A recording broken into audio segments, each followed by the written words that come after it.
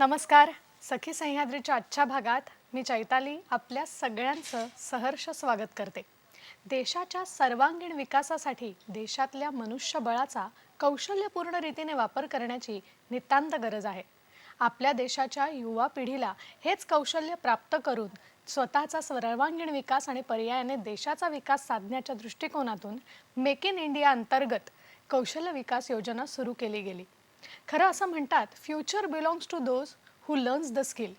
खरंच आहे, महिलांनी सुद्धा ही कौशल्य प्राप्त करून स्वतःच्या पायावर उभं राहायला हवं. पण ते नेमकं कसं?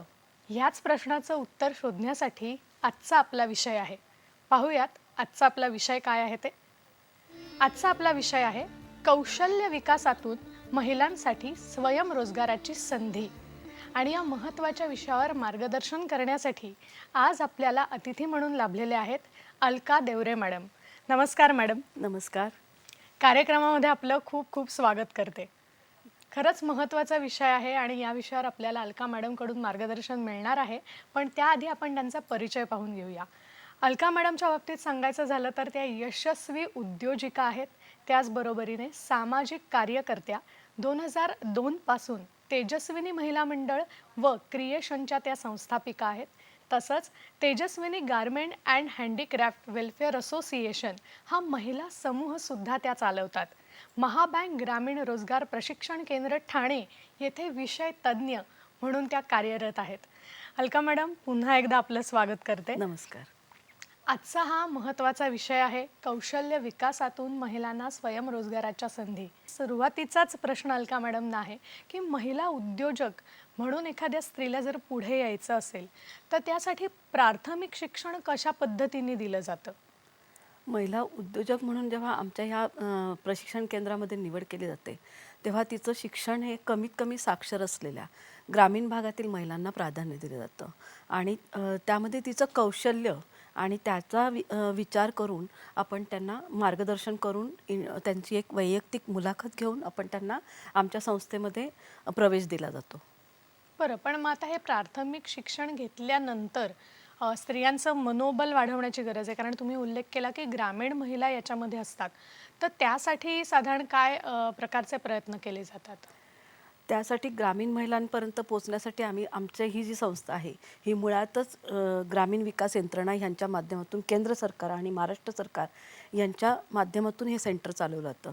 मग यामध्ये जे उमेद एक MSRLM महाराष्ट्र राज्य जीवनोन्नती अभियान यांच्यामधील जे महिला बचत गट आहेत किंवा ग्रामीण भागातील इतर काही महिला आहेत ज्या शेतकरी आहेत परंतु त्यांना हे माहिती नाही की माझ्या कौशल्याचा वापर करून मी माझ्या घरात आर्थिक उत्पन्न मी वाढवू शकते, ह्याच्याबद्दल त्यांना थोडीशी जाण असते परंतु मनामध्ये भीती असते, त्यांच्या मनामध्ये आत्मविश्वास नसतो.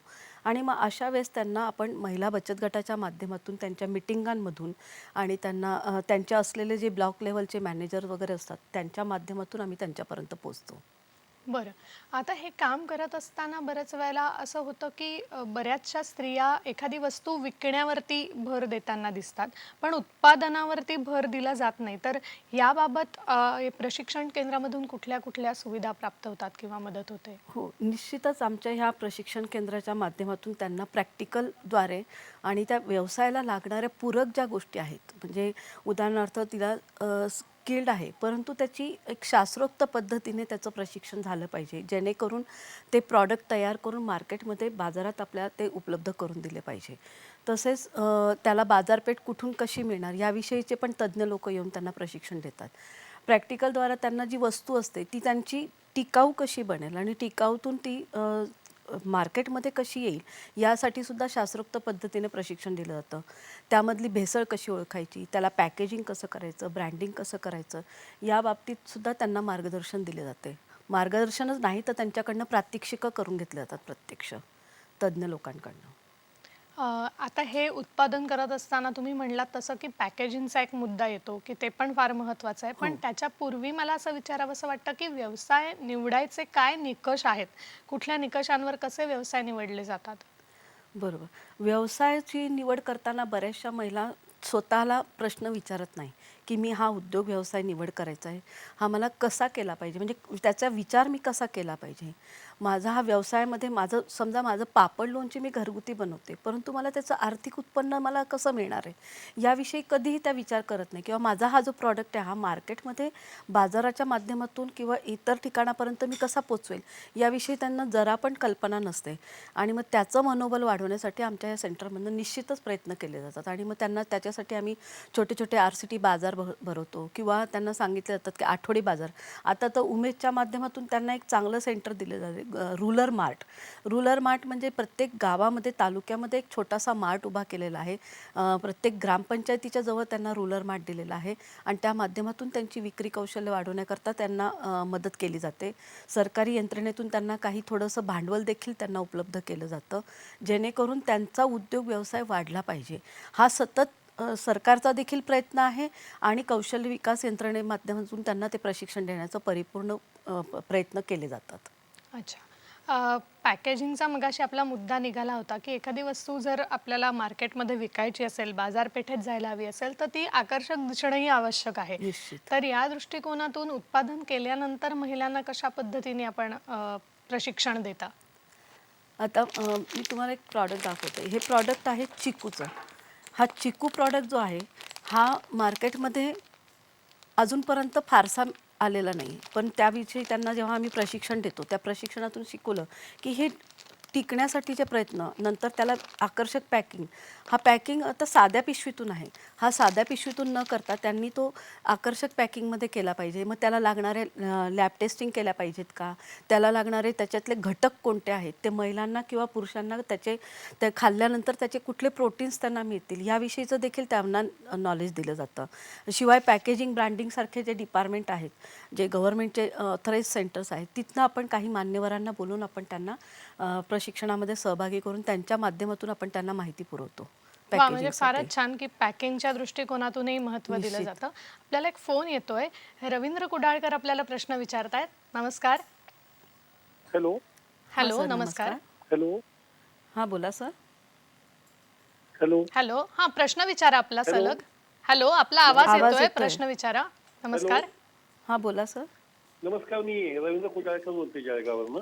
हां बोला. माझा प्रश्न असा आहे की महिलांना कौशल्य विकासाचं प्रशिक्षण देण्यासोबतच त्यांचं एकूणच जीवन समृद्ध करण्यासाठी, ज्याला आपण लाईफ एनरिचमेंट एज्युकेशन म्हणतो, की त्यांचा एकूण व्यक्तिमत्व विकासही झाला पाहिजे, त्यांना जनजागृतीपर उपक्रमही समजले पाहिजे, चालू घडामोडी समजल्या पाहिजे, या दृष्टीने आपण काही उपक्रम राबवता का, कार्यक्रम राबवता का? आणि दुसरा प्रश्न मार्केटिंगच्या दृष्टीने असा आहे, अत्याधुनिक जीवनशैलीमध्ये ऑनलाईन मार्केटिंग म्हणा, आधुनिक तंत्रज्ञान मार्केटिंगचं, याबद्दल त्यांना तुम्ही काही समुपदेशन करता का?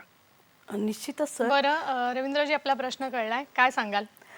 निश्चितच सर, आपण त्याच्यासाठी आमच्या संस्थेच्या माध्यमातून जो NSQF लेव्हलचं आमचं प्रशिक्षण केंद्र आहे, की ज्या माध्यमातून त्यांना नुसतं मनोबल वाढवण्यासाठी, त्यांची मानसिकता वाढवण्यासाठी त्यांना उद्योगनीती शिकवली जाते. तसेच मार्केटिंग, मार्केट सर्वे आणि बँकेचे फायनान्स कुठून कसे मिळतील आणि व्यावसायिक उभा करताना शासनाच्या मदतीचे कुठल्या कुठल्या योजना त्यांच्यासाठी आहेत, त्यासाठी सुद्धा आम्ही प्रयत्न करतो.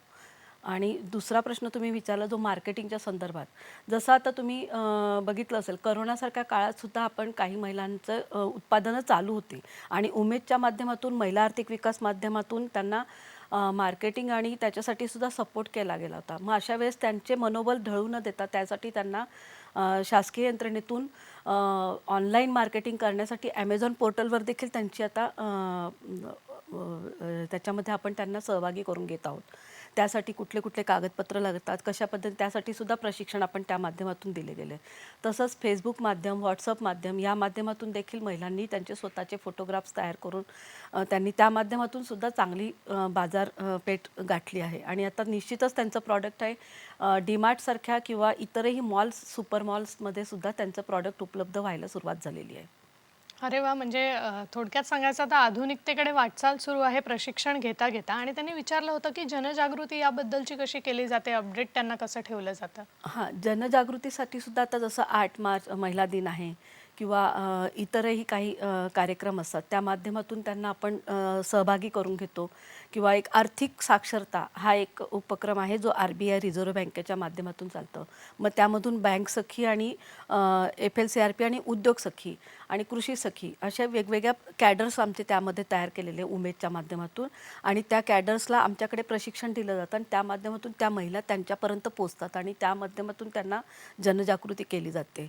अवेअरनेस प्रोग्राम राबवले जातात. तसेच आम्ही आमच्या सेंटरला देखील त्यांना एका दिवशी आम्ही बोलवतो आणि त्यांच्या माध्यमातून ते प्रोग्राम कंडक्ट करतो. अशा पद्धतीने हे सगळं कार्य चालतं. हे मोठ्या प्रमाणावरचं कार्य आहे मला वाटतं. आणि मगाशी तुम्ही उल्लेख केलात, की खरंच व्यवसाय सुरू करायचा असेल, उद्योग सुरू करायचा असेल, तर मूळ समस्या असते भांडवलाची. तर भांडवलाच्या बाबतीत किंवा इन्व्हेस्टमेंटच्या बाबतीत सरकारच्या काय साधारणपणे योजना आहेत, की ज्या महिलांना पाठबळ देतात? ग्रामीण महिला ही अद्याप अजूनही तिला स्वतःचं अस्तित्व शोधण्यासाठी तिला खूप प्रयत्न करतात. मुळात म्हणजे ती घराच्या बाहेरच पडत नाही.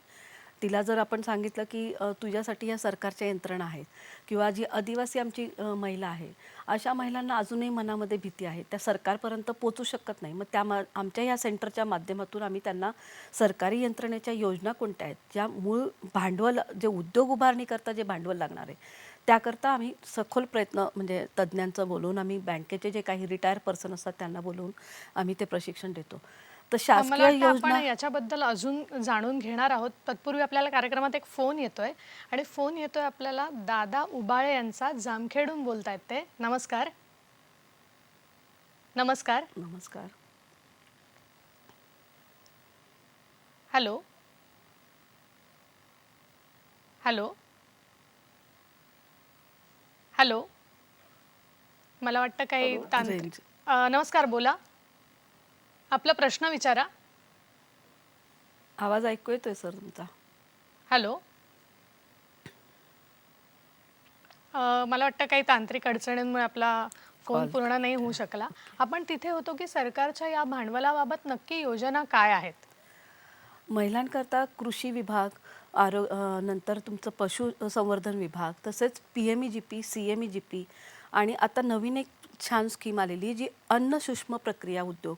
ह्या उद्योगाच्या माध्यमातून कमीत कमी भांडवलापासून तर 1 करोडपर्यंतचं भांडवल ह्या सूक्ष्म अन्न प्रक्रिया उद्योगामध्ये दिलं जातं. आणि ह्यामध्ये छोटे उद्योग, त्या उद्योग म्हणजे ती समजा आता जसे मी तुम्हाला मगाशी चिकू चिप्स दाखवले, आवळा असेल, करवंद असेल, जांभूळ असेल, जे जंगलातलं धन असेल किंवा तिचं शेतीतलं उत्पन्न मिलेट्स बेस असतील, तर अशा मिलेट बेस उत्पादनाला त्याला प्रोसेस करून म्हणजे शेतामध्ये नुसतं ते सडून न जाता किंवा टोमॅटो, मिरच्या, हल्ली त्या ग्रामीण क्षेत्रातून ते बरंचसं त्यांनी उत्पादन वाढवलेलं आहे. परंतु अशा वेळेस त्यांनी ते प्रोसेस करून विथ द पॅकिंग आणि ब्रँड लोगो करून ते कसं विकलं पाहिजे यासाठी सुद्धा आमच्या ह्या प्रशिक्षण केंद्राद्वारे त्यांना प्रशिक्षण दिलं जातं.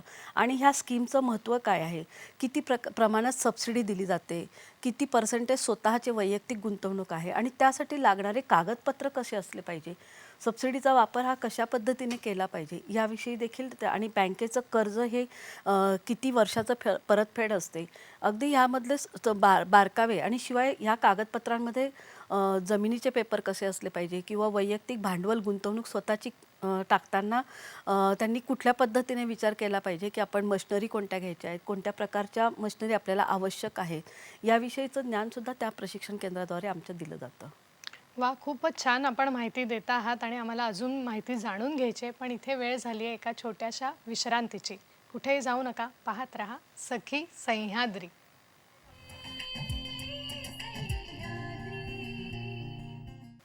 ब्रेकनंतर पुन्हा एकदा सगळ्यांचं स्वागत करते. आपल्याला फोन येतोय, ठाण्याहून आपल्याशी बोलतायत विनिता उपोनी. नमस्कार. नमस्कार. हॅलो. नमस्कार विनिताताई, आपला प्रश्न विचारा. नमस्कार. हॅलो, नमस्कार. बोला.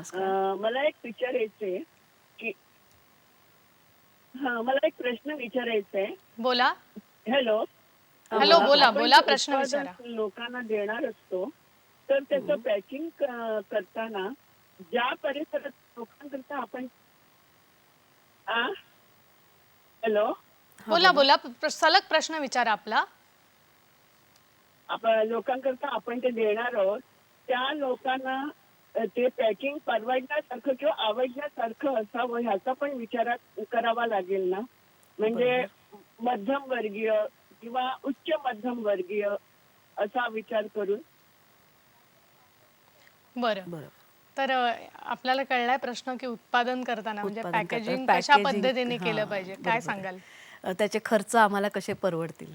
निश्चितच हा विचार केला पाहिजे उद्योगामध्ये. आपण हा प्रॉडक्ट कुठल्या एरियामध्ये विकणार आहोत आणि कोणत्या मार्केटमध्ये विकणार आहोत. आपल्याकडची आजूबाजूची जी लोकसंख्या आहे, माझा जो प्रॉडक्ट मी बनवते हा अ, श्रीमंत, गरीब आणि ह्या स्टेजेसमध्ये मी विकणार असेल तर त्याप्रमाणे पॅकिंग असलं पाहिजे. हे बरोबर तुमचा प्रश्न आहे आणि त्याचा खर्चसुद्धा आपल्या प्रोडक्शन बनवण्यामध्ये ॲड होत असतो. त्यामुळे आपण स्वतः ठरवायचं आहे की हे प्रोडक्शन निर्मिती जी करत आहोत त्याचं पॅकेजिंग कसं असावं हे आपला पूर्णतः आपला प्रश्न असतो हा. मग हे साधारण पॅकिंग करताना कसं ठरवलं जातं किंवा कुठपर्यंत माझा साधारण? प्रॉडक्ट लिक्विड आहे की घट्ट आहे की कुठल्या पद्धतीचा माझा प्रॉडक्ट आहे, तर त्याकरता मार्केट सर्च करणं हे निश्चित गरजेचं आहे. आणि त्यासाठी माझ्याकरता पॅकेजिंगच्या कुठल्या कुठल्या वस्तू अवेलेबल आहेत मार्केटमध्ये, त्याच्या मशिनरी कुठल्या प्रकारच्या आहेत, त्याला पॅकेजिंग मला ते हवा बंद करायचं असेल आणि मुळतः म्हणजे खाद्यपदार्थासाठी खूप चोखंद राहायला लागतं. कारण खाद्यपदार्थ हा नाशवंत लवकर असतो आणि लोकांपर्यंत तो काही आपण वर्षभराची गॅरंटी देतो पण काही अवधीतच तो पॅकेजिंगमुळे खराब होतो. म्हणजे याचा अर्थ फूड ग्रेडचे पॅकिंग पिशव्या आपण वापरतोय का. आता हल्ली मध्ये 50 मायक्रॉनची गव्हर्नमेंटने मान्यता दिली होती, परंतु आता सरकारने परत ती 100वर नेली की म्हणजे 50 मायक्रॉनची पिशवी च्या ऐवजी 100 मायक्रॉनची पिशवी वापरली पाहिजे खाद्यपदार्थासाठी. तसंच लिक्विड प्रॉडक्ट असेल तर त्याला कुठल्या पेट प्रकारच्या ज्या बॉटल्स असतात त्या बॉटल्स मला उपलब्ध झाल्या पाहिजे. त्यासाठी मला मार्केटमध्ये फिरून मी त्या स्वस्त आणि कुठून कशा घ्यायचं ह्याचा हा पूर्णतः स्वातंत्र्य असतं आणि त्या पद्धतीने आपण ते ठरवायचं असतं की कुठलं पॅकेजिंग आपण घ्यायला हवं. थोडक्यात सारासार अभ्यास करून विचार करून तुम्ही हा निर्णय महिलांपर्यंत केंद्रांवरती पोहोचवता. बरोबर. अजून एक मनात प्रश्न आहे की प्रशिक्षण केंद्रावरती जाऊन प्रशिक्षण घेणं किंवा स्थानिक पातळीवर प्रशिक्षण घेणं, तर यात तफावत काय आहे? खूप मस्त प्रश्न विचारला ताई तुम्ही. कारण बऱ्याचदा महिला आमच्याकडे काही कार्यकर्ते येतात, काही संस्थेचे लोक येतात की मॅडम आम्ही तुम्हाला मॉप देतो, तुम्ही आमच्या एरियात प्रशिक्षण घ्या. परंतु सेंटरचे काही नियम असतात. त्या 75% हे इन कॅम्पसच झाले पाहिजे. निवासी ट्रेनिंग सेंटर आहे हे. निवासाची सगळी सोय केली जाते. यामध्ये जेवण, मटेरियल सगळं संपूर्णतः विनामूल्य हे लोकांना पुरवठा केलं जातं, महिलांनासुद्धा आणि पुरुषांनासुद्धा. तर सांगायचं तात्पर्य असं की महिला बऱ्याच वेळा म्हणतात की आमच्या एरियात तुम्ही प्रशिक्षण द्या, परंतु सेंटरला ज्या सुविधा असतात, जे ट्रेनर्स मला बोलवता येतात, त्या ट्रेनर्सची मला म्हणजे सेंट्रल प्लेस असल्याकारणाने ते लोक मला सहज उपलब्ध होतात. आणि तेच मी एखाद्या विलेजला किंवा खेड्यामध्ये घेतलं तर मला लाईटची व्यवस्था नसते, प्रोजेक्टर लावता येत नसतं किंवा वेळेचं नियोजन करता येत नाही. कारण बायोमेट्रिक सिस्टमने आमचं सिस्टम आहे, 10 ते 5 हा वेळ असतो प्रशिक्षणाचा, पण तो गावात गेल्यानंतर त्यांच्या गाड्या वेळेवर नसतात. त्यांना मग अर्ध लक्ष घरी असतं, अर्ध लक्ष प्रशिक्षणात असतं. म्हणजे पूर्ण वेळ त्यांना प्रशिक्षणाकडे देता येत नाही. पण जेव्हा ते सेंटरला येतात तेव्हा अगदी मस्तपैकी त्या खरंच छान एन्जॉय करतात. आत्ता माझ्याकडे उन्नतीची बॅच होती, शहापूर आणि मुरबाडमधनं, काही बदलापूरमधनं महिला आल्या त्या. तर त्या 10 दिवसचे ट्रेनिंग अक्षरशः त्या म्हटल्या की आम्हाला माहेरसारखं वाटते तुमचं सेंटर. अरे वा, खूप छान. आणि मला वाटतं हा फायदा होतोय त्या त्यामुळे. प्रशिक्षणाचं त्यांनी म्हणजे असं आम्ही आत्ता जे ज्ञान घेऊ शकतोय ते ज्ञान आमच्या घरी असल्यानंतर लक्ष अर्ध सगळं घरी किंवा घरच्या दुसऱ्या इतर कामांमध्ये. कारण अजूनही आमची स्त्री जी आहे ती घरच्या कुटुंबाला धरूनच जास्त चालणारी. तिला अजूनही व्यवसायात उतरताना तिला अनेक अडचणी येतात, परंतु ह्या सेंटरमध्ये आल्यानंतर ती बिनधास्तपणे तिला वावरता येतं आणि प्रशिक्षणाचा चांगला लाभ घेता येतो. विविध गोष्टींमध्ये, खेळांच्या माध्यमातून तिला त्या सहभागातून त्याला आनंद मिळतो आणि त्या प्रशिक्षणाचा अर्थ कळतो की खरंच मी उद्योजिका होण्यासाठी मला हे सगळे गुण मला आवश्यक आहे, वा, हे या खूप छान. सेंटरमधनं त्यांना माहिती मिळते. आपल्याला फोन येतोय. दादा उभाळे आपल्याशी बोलतायत जामखेडहून. नमस्कार. नमस्कार. माझा नमस्कार. प्रश्न असा आहे की महिलांना स्वयंरोजगाराच्या व्यवसायाचे रजिस्ट्रेशन करायचे असेल तर कोणती कायदेशीर प्रक्रिया पूर्ण करावी लागते, त्याबद्दल सांगा मॅडम. निश्चित. आमच्या ह्या केंद्रामध्ये येण्याकरता दीनदयाळ कौशल विकास योजना ह्या म्हणजे www. दीनदयाळ कौशल विकास कौशल पंजीकरण असतं. त्या पंजीकरणाद्वारे ग्रामीण महिला ज्या आहेत त्यामध्ये नाव ऑनलाईन पद्धतीने प्रक्रियेतून नाव नोंदणी करतात किंवा प्रत्यक्ष येऊनसुद्धा आमच्याकडे ते नाव नोंदणी करतात. आणि त्यासाठी डॉक्युमेंटेशन काही फारसं नसतं. 4 फोटो, आधार कार्ड, पॅन कार्ड आणि त्यांचा वास्तव्याचा दाखला एवढे पुरेसे असतात. आणि शिक्षणाची देखील आपल्याला अट नाही आहे. कमीत कमी 8वी पास असलेल्या महिलांना, साक्षर असलेल्या महिलांना आपण सहभागी करतो. खूप छान. मला वाटतं या दृष्टिकोनातून महिला पुढे यायला सुरुवात होईल आणि त्यांना फायदा होईल. खरं सांगायचं तर आपण मगाशी इन्व्हेस्टमेंटचा एक मुद्दा घेतला होता भांडवल गुंतवणुकीबद्दल, की बँकांचा सुद्धा अशा केंद्रांवरती एक सपोर्ट असतो, आधार असतो.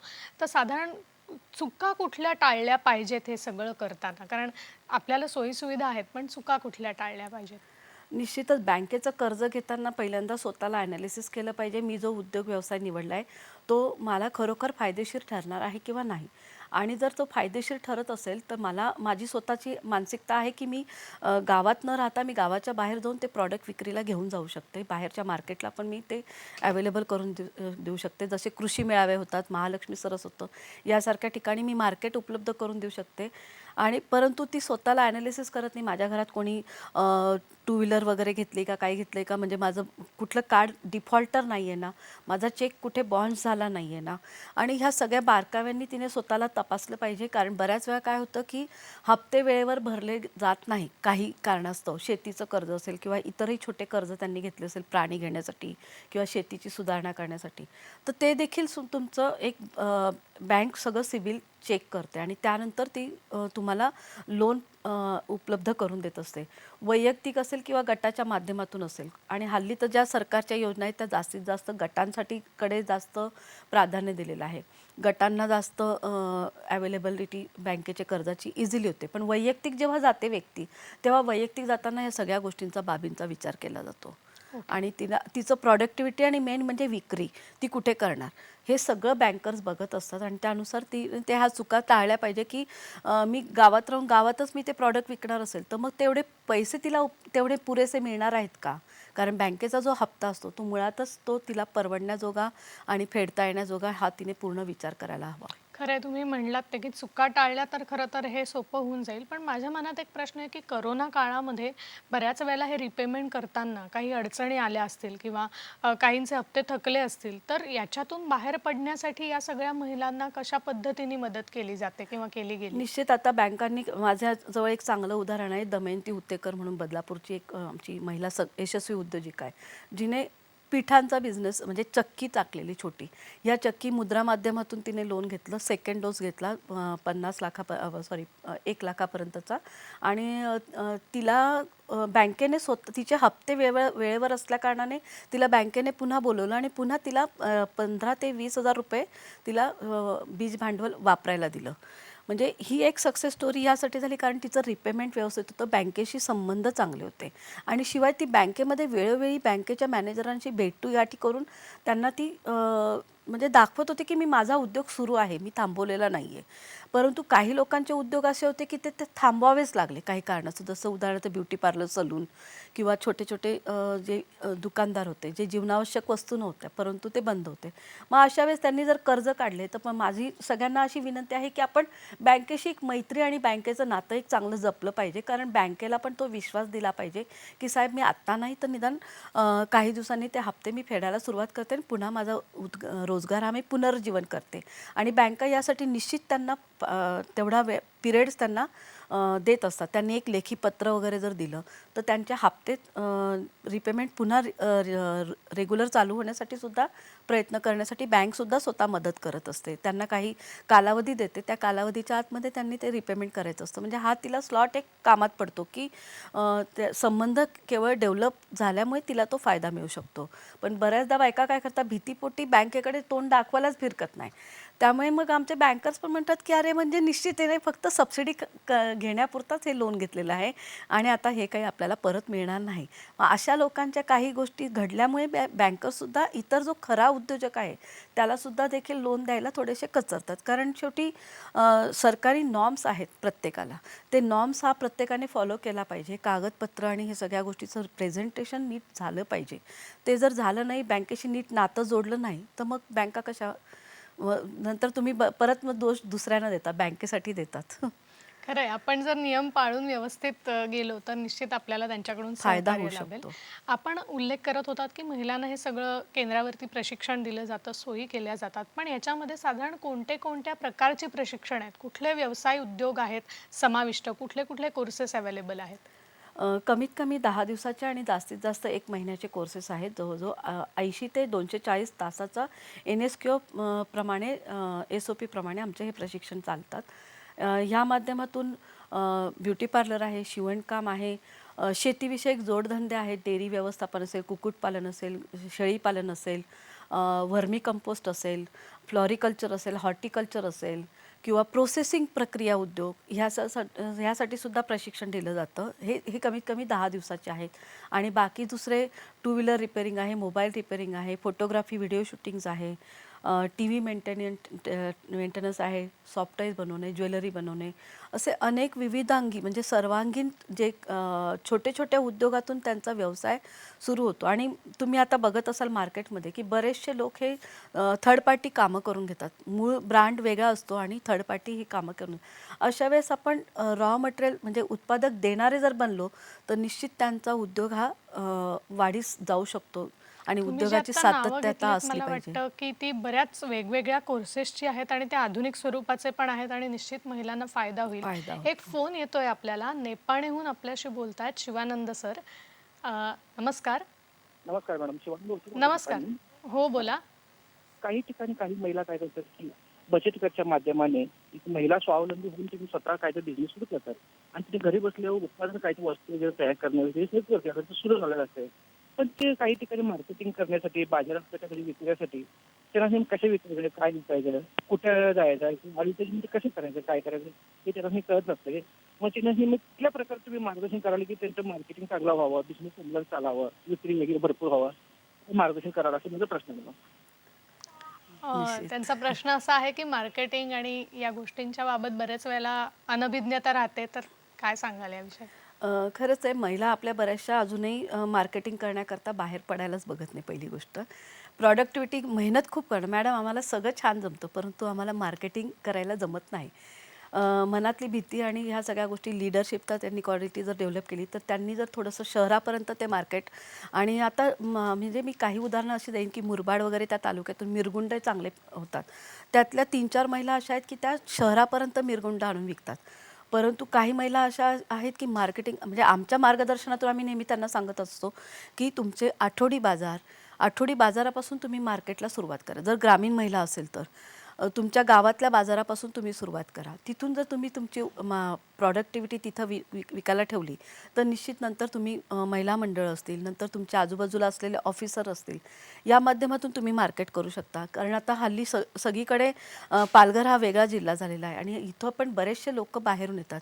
नंतर विकेल ते पिकवेल ह्या माध्यमातून कृषी खात्याचे सुद्धा मेळावे लागतात. महालक्ष्मी सरससारखे महिला बचत गटातून मेळावे लागतात.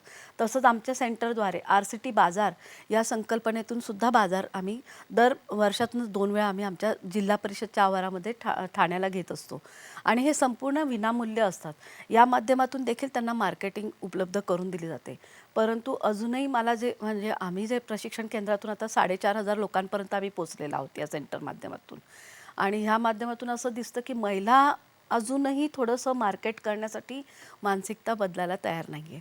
माझी सगळ्यांना अशी म्हणजे या माध्यमातून मी सगळ्यांना विनंती करू इच्छिते की महिलांनी सेंटरमधनं जेव्हा त्यांचा आत्मविश्वास वाढतो, मनोबल वाढतं, तर त्यांनी ते तिथलं प्रशिक्षण घेण्यापुरता मर्यादित न ठेवता त्यांनी सातत्याने त्याचा पाठपुरावा करून स्वतःला झोकून दिलं पाहिजे. त्या व्यवसायात झोकून दिल्याशिवाय व्यवसाय हा परिपूर्ण झालेला दिसत नाही आणि दुसऱ्यावर ते अवलंबून न राहता त्यांनी स्वतः मार्केटला जाऊन ते विक्री करण्याचं कौशल्य निश्चित त्यांच्यामध्ये आणलं पाहिजे. कारण हे कोणाच्या सांगून किंवा बोलून होत नसतं, हे स्वतःला मनामधून लागतं. कारण किती झालं, शेवटी आपण छोट्या बाळाला जसं बोट धरून चालतो, तो एकदाचं चालायला लागला की तो स्वतः चालतोच ना. तर मार्केटिंगचं पण तसंच आहे. तुमचं एकदाचं पिलू तुमचं थोडंसं मोठं व्हायला लागलं की जसा जसा व्यवसाय मोठा व्हायला लागला की तुम्ही लोकांना भेटायला लागले, तर त्या भेटीमधनं तुम्हाला अनेक लोकांना भेटल्यानंतर तुम्हाला बाजारपेठ मिळत असते. मला वाटतंय की यशस्वी उद्योजिका तुमच्यातून बोलते आणि आम्हाला मार्गदर्शन करते. खूप छान आपण बोलता आहात, पण इथे वेळ झाली आहे एका विश्रांतीची.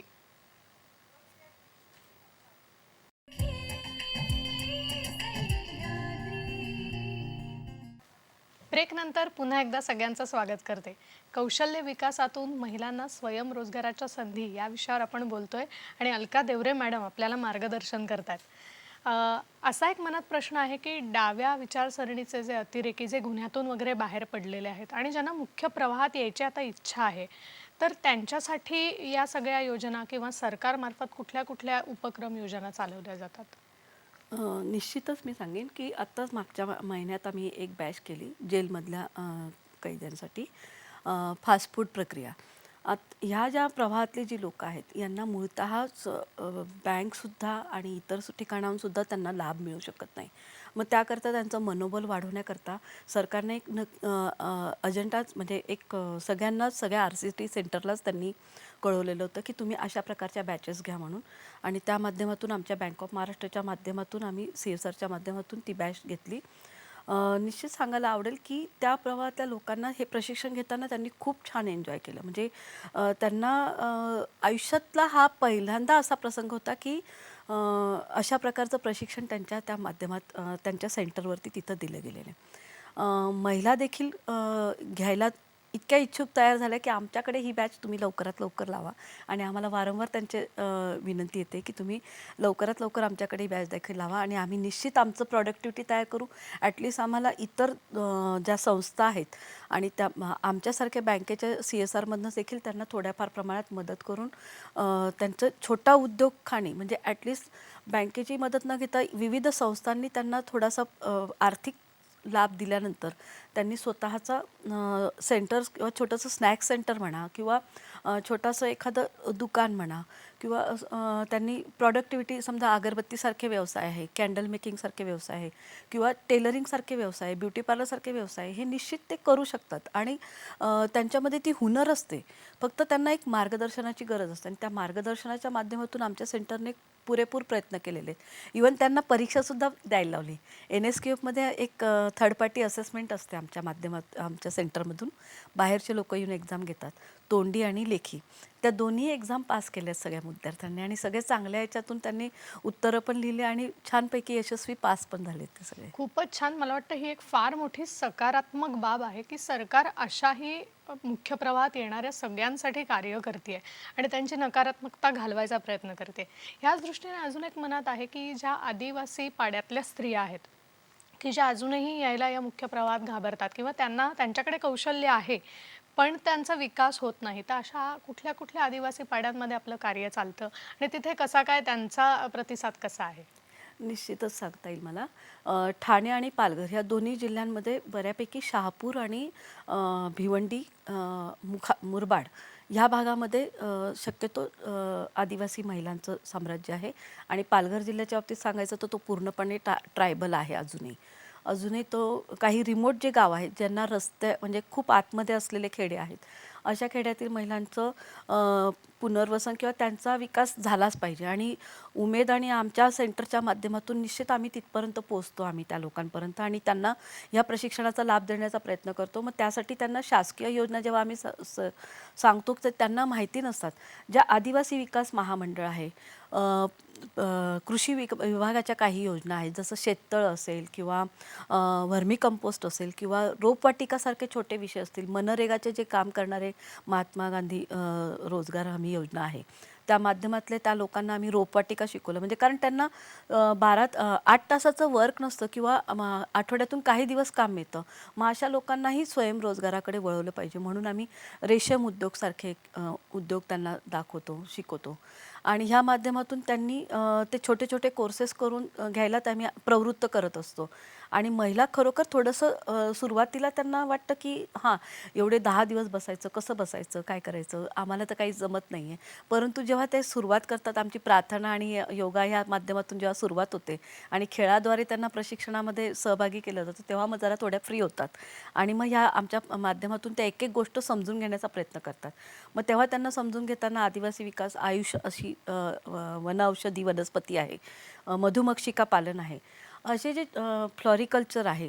आणि शिवाय त्यांना सोलर ड्रायर किंवा ह्या माध्यमातून ज्या आत्ता त्यांचं आपण प्रदर्शन भरवलं पावसाळी भाज्या, ज्या भाज्या कॅल्शियम आणि आयर्नयुक्त भाज्या चांगल्या हेल्दी प्रॉडक्ट आहे की जे लोकांना शहरापर्यंतच्या लोकांना दिसत नाही किंवा मिळत नाही.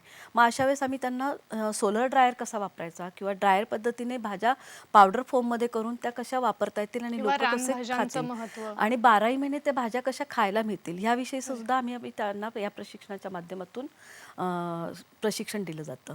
आणि निश्चित त्यांच्या आणि आता त्यांचा आम्ही भर दिला जास्त करून पॅकेजिंग आणि ब्रँडिंगवर. आणि आत्ता जी मी तशी तुम्हाला म्हटली की PMFAB सारखी सूक्ष्म अन्न प्रक्रिया या माध्यमातून देखील त्यांना 35% ते 25% सबसिडीची योजना किंवा CMEGP PMEGP या मुद्रा माध्यमातून महिलांना थोडंसं आम्ही प्रवृत्त करत आहोत की इतकी छान योजना आहे की जी तुमच्यासाठी आहे. आणि महिलांना बऱ्याच वेळा काही महिलांच्यासाठी योजना अशा आहेत की 70% 40% त्यांनी भरायच्याच आणि 60% गव्हर्नमेंट देतं. मग त्यांना शेती अवजारं देखील दिली जातात. खूपच छान. आणि ह्या मोफत म्हणजे ह्या योजनेचा लाभ त्यांनी घ्यायला हवा असतो. आणि बऱ्याचदा त्यांना हे कळत नाही की सातबाऱ्यावर त्यांची नावं नसल्यामुळे त्यांना योजनेचा लाभ घेता येत नाही. अशा देखील बिचारे त्या विवंचनेत अटकल्यामुळे त्यांना मग त्या योजनेचा लाभ घेता येत नाही. केवळ तुम्ही आता ही अज्ञानापोळी त्यांना त्या गोष्टी कळू शकत नाही. मग आम्ही ह्या सगळ्या गोष्टींच्या योजनाचे जे जे काही शासकीय प्रवर्तक आहेत, जी लोक आहेत, त्या माध्यमातून त्यांना आम्ही बोलवणं करतो आमच्या माध्यमातून आणि त्यांना डायरेक्टली त्यांच्याशी संवाद द्यायला करतो. म्हणजे जेणेकरून त्यांची भीती कमी होईल आणि त्या प्रवाहात येण्याचा प्रयत्न करतील. हा आमचा एक प्रामाणिक आमचा या RCT सेंटरचा मूळ उद्देश आहे. खूपच सुंदर हा उद्देश आहे. आणि आपल्याला एक फोन येतोय. मीना सेंदाणे आपल्याशी बोलतायत जळगावहून. नमस्कार मीनाताई. हॅलो. हॅलो. हा, नमस्कार मॅडम. नमस्कार. हा, आजचा विषय फार छान आहे, कौशल्य विकासासाठी महिलांसाठी स्वयंरोजगार. धन्यवाद. तर आपल्या कौशल्य विकासामध्ये अंध आणि अपंगही येतात का? आणि जर आलेच तर त्यांना काही समस्या येतात का? एखाद्या वेळेस म्हणा कॅन्डल बनवायचा म्हणा किंवा खुर्च्या बनवायच्या म्हणा काही विणताना. आणि दुसरं म्हणजे नवीन दृष्टिकोनातून नवीन संधी कोणत्या उपलब्ध आहेत तुमच्याकडे, जसं शेतमजूर महिलांसाठी एखाद्या वेळेस पाऊस जर नाही पडला तर त्यांनी काय करावं, ते मला थोडक्यात सांगा फक्त. धन्यवाद. निश्चित. खूप छान छान प्रश्न प्रश्न त्यांनी विचारला विचारला आणि त्यांनी. वेगळाच. खरंच काय सांगाल याविषयी? ह्याविषयी निश्चितच सांगेल की आमच्याकडे स्पेशल बॅचेस असतात. जसं आता जेलमधील कैद्यांसाठी घेतलं आपण, तसंच आम्ही मध्ये आम्ही अपंगांसाठी म्हणजे दिव्यांगांसाठी आपण प्रशिक्षणं राबवतो स्पेशल बॅचेस. ज्यांना थोडंफार नॉलेज आहे त्यांना आपण कॉम्प्युटर्स वगैरे हार्डवेअरचं पण त्यांना नॉलेज दिलेलं आहे एका सेंटरमधनं.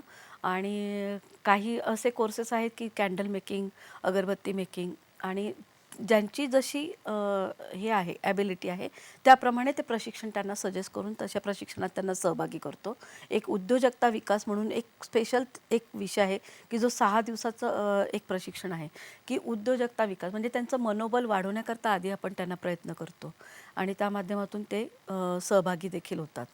आणि मला वाटतं त्यांनी एक प्रश्न विचारला होता की शेवटचा नवीन अगदी संधी म्हणजे संधी. अवकाळी जर काही पाऊस आला किंवा हे आला तर नुकसान होऊ नये म्हणून त्यावेळेला कसं त्यांना आपण पुढे आणतो? बरोबर. पावसाळा आला की त्यावेळेस आपण थोडंसं आपलं एक मानसिक बलाचा विचार केला पाहिजे आणि थोडंसं तंत्रज्ञानाचा माहिती करून घेणं यासाठीचा प्रयत्न करण्याकरता आपण त्यांना Google ॲप्स कसा वापरायचा, YouTubeवरून माहिती कशी घ्यायची याविषयीचं सुद्धा आपण त्यांना ज्ञान देत असतो. आणि त्या महिला शेती खात्याशी कसं जोडून शेतीविषयकची माहिती जसं हवामानाचा अंदाज आणि याचा अंदाज घेऊन महिला त्यामध्ये सहभागी होतात. आणि कधी-कधी असं होतं की पाऊस आजकाल आता कसं झालं आहे अवकाळी कधीही येतो, 5-5, 6-6 दिवस पाऊस चालतो. मग अशा वेळेस तो एखादा नाशवंत पदार्थ असेल तर त्यासाठी त्यांना आपण आमच्या सेंटरमधून काही प्रशिक्षण इतके चांगले दिलेले असतात की त्याला प्रोसेस पद्धतीने कसं आलं पाहिजे. कारण शेतीतले उत्पन्न जे आहे ते सगळं पौष्टिक आणि खाण्याजोगंच असतं आणि एवढी जनता सगळी त्या शेतीवरच अवलंबून आहे आपण सगळेजणं. तर त्यातलं उत्पन्न हे वाया न जाता त्याला बुरशीजन्य न होता त्याने त्या प्रॉडक्टची बाय प्रॉडक्ट करण्याकरताच्या मशिनरी वगैरे अवेलेबल करून स्वतःकडे घेऊन शासकीय यंत्रणेचा वापर करून त्यांनी त्या योजनेमध्ये सहभागी होऊन त्या यंत्राचा वापर करून त्यांनी त्यांचं बाय प्रॉडक्ट हे लवकरात लवकर सेल करण्याकरता पण देखील त्यांना माहिती आमच्या या सेंटरच्या माध्यमातून दिली जाते. वा, खूप छान. आत्ता इथे वेळ झाली एका छोट्याशा विश्रांतीची. पाहत रहा सखी सह्याद्री.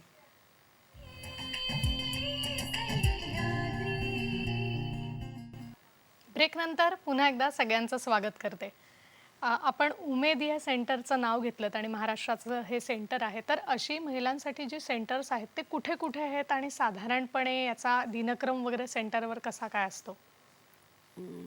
आमच्या सेंटरचं नाव उमेद नाही आहे. आमच्या सेंटरचं नाव आहे RCT, महाबँक ग्रामीण स्वयंरोजगार प्रशिक्षण केंद्र ठाणे आणि पालघर. पालघरसाठी अजून निश्चित झालेलं म्हणजे जागा निश्चित झाली आहे, पण अजून सेंटर सुरू नाही झालेलं आहे. तर ह्या तसे बघायला गेले तर आमचे 585 सेंटर्स आमचे ऑल ओव्हर इंडियामध्ये आहेत आणि हे सेंटर याच पद्धतीने काम करतं की सुशिक्षित बेरोजगार आणि ज्या लोकांना रोजगार मिळत नाही अशा लोकांसाठी या प्रशिक्षण केंद्रात सहभागी केलं जातं.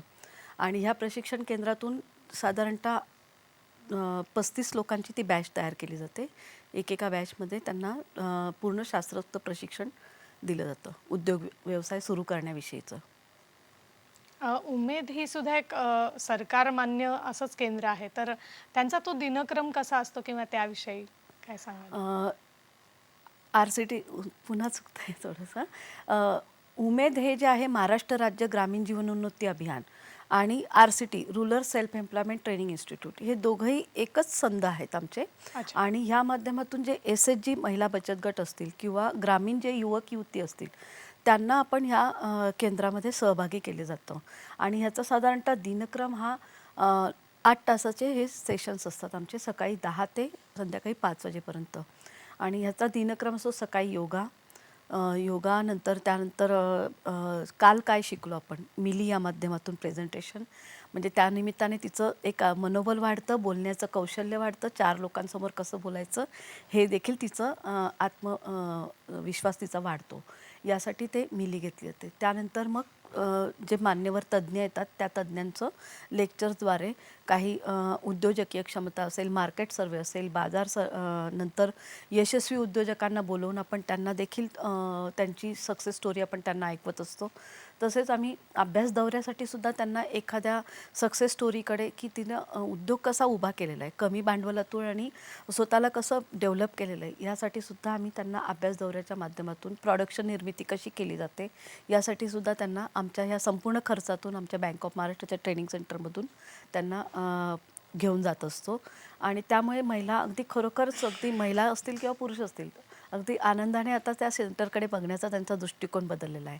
आणि खरोखर ते त्यामध्ये आता हल्ली म्हणजे त्यांची कॉम्पिटिशन लागते की आमची ॲडमिशन लवकरात लवकर घ्या आणि आम्हाला प्रशिक्षणाचं सुरुवात करा आमची. खरं आहे, हे खूप छान उपक्रम तुमचा आहे आणि या निमित्ताने महिलांना खूप चांगली संधी मिळते. आपल्या सगळ्या महिला वर्गाला तुम्ही अगदी जाता जाता सांगायचं असेल तर काय संदेश देऊ शकाल? प्रशिक्षण केंद्र हे 585 प्रत्येक जिल्ह्याच्या अग्रणी गावाला आहेत.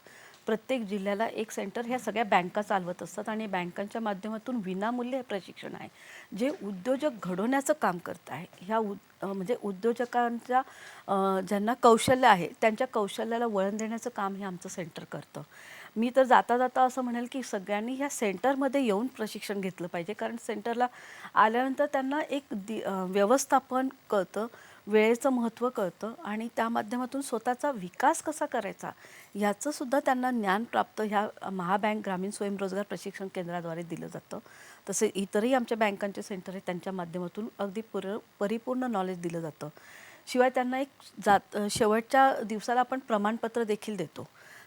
त्या प्रमाणपत्राचं देखील महत्त्व आहे. त्या प्रमाणपत्राच्या बेसवरती ते बँकेकडे जाऊन बँकेला दाखवू शकतात की माझं कौशल्य आहे आणि त्या कौशल्याचं प्रमाणपत्र देखील आहे आणि त्या माध्यमातून ते लोन घेऊन स्वतःचा विकास करू शकता, स्वतःचा असलेला व्यवसाय हा मोठा देखील करू शकता.